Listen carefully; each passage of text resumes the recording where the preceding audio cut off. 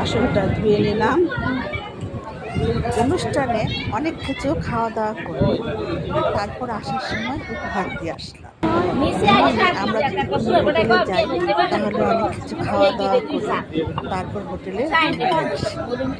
সেরকম একটি অনুষ্ঠানে খেলেও উপহার দিয়ে আসতে হয়, হোটেলে খেলেও আমরা তার বিল দিয়ে আসি। জিনিসটা কিন্তু একই হলো। কি বলবো, কথাটা কি ঠিক বলেছি নাকি? কমেন্ট দিয়ে বলবেন।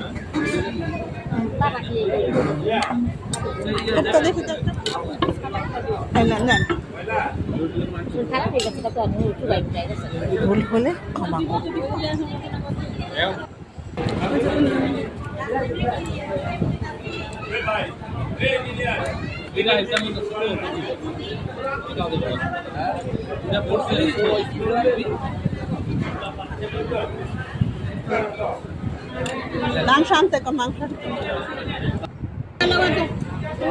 সবাই ভালো থাকেন, আমার জন্য